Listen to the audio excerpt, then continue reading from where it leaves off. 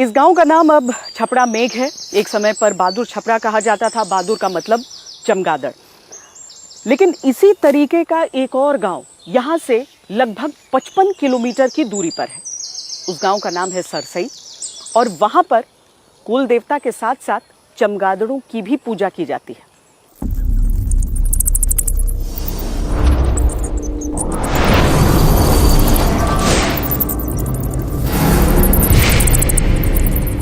मुजफ्फरपुर से करीब 55 किलोमीटर दूर वैशाली जिले में पड़ने वाला गांव सरसई।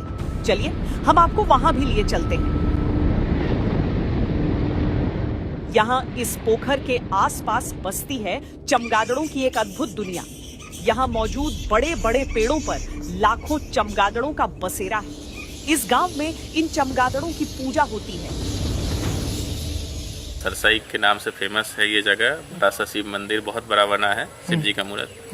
ठीक, तो यहाँ पे जो है चमगादड़ वर्षों से लटका। हम लोग बचपन से तब से सुनते थे कि जो ये सरसई पोखर है वहाँ पे मतलब जो चमगादड़ जिसको बैट बोलते हैं और वर्षों से अवस्थित है। लोग इसकी यहाँ पे पूजा करते हैं, लोग मानते हैं। और बाहर जाते हैं तो लोग फानी लगा के मार के खा जाते हैं, बाकी इतना दूर घर में नहीं खाते हैं। पूजा करते हैं। अभी बढ़ में लटका हुआ है और वो बढ़ कर आके लोग अपना धूप दिखा देता है, अगरबत्ती जरा के धूप दिखा के पूजा मान लेते हैं।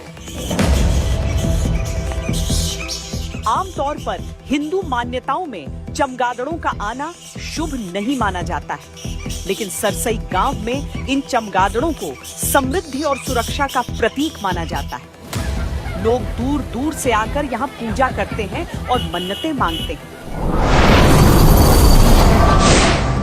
तो सर्वप्रथम पुराना प्राचीन मंदिर है जो महादेव का मंदिर है और इनके साथ में यहाँ पे जो वट वृक्ष है उसमें चमगादड़ पहले से ही बहुत भगवान का आस्था है उस चमगादड़ के प्रति भी। और यह प्राचीन महादेव का मंदिर है।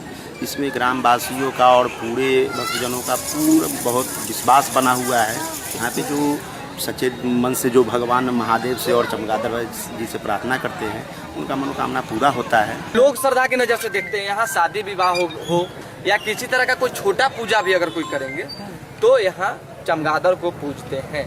चारों तरफ से आप देखेंगे यहाँ मंदिर है। एक विशेषता है, इस पोखर के चारों तरफ मंदिर है। जब मंदिर को पूजते हैं तो लोग चमगादड़ को ही पूजते हैं। दूसरी विशेषता है कि यहाँ चारों तरफ फल वृक्ष के पेड़ लगे हैं।